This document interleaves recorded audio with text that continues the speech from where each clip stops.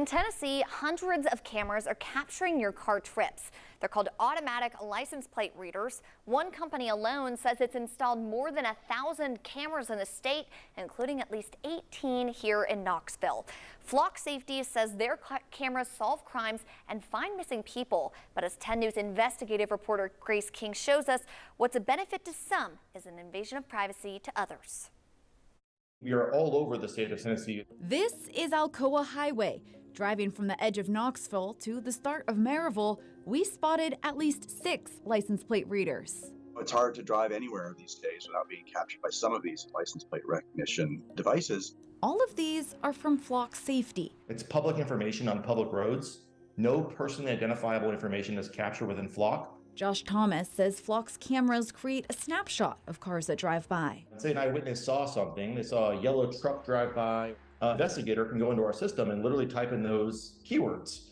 Yellow truck, find that one particular vehicle and get the evidence they need to go out and solve crime. That's one method the FBI used to track Mark Reno, federal court records show.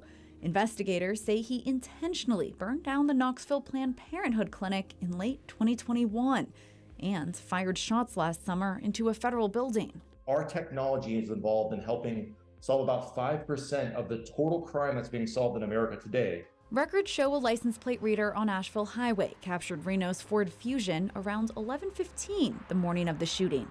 Authorities say someone in that car headed downtown and fired at least 3 rounds into a federal building around 1:45 that afternoon. 10 minutes later, a license plate reader on Asheville Highway again flagged the car. Our recommendations typically are put them at the ingress and egress points of the city. So as people are coming in or leaving. Reno died in police custody last August. In Knoxville, police have also used the cameras to find missing people, recover stolen guns, and track down murder suspects. There's no reason that we can't allow the police to have reasonable benefits from this technology. What's reasonable depends on who you ask. You have to ask, how often does it solve the problem? What are the costs?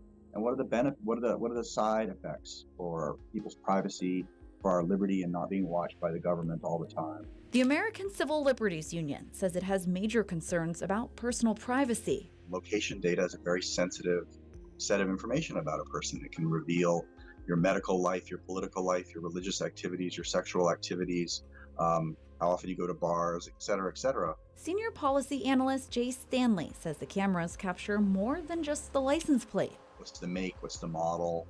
Are there bumper stickers that say particular things on the car? And allow police to search by those attributes. And that makes it an even more powerful sort of surveillance device. He worries those details could target people based on their personal beliefs. These are the side effects that you get when you build a mass surveillance system, which we've never really had in this country and which a lot of Americans don't want to see built.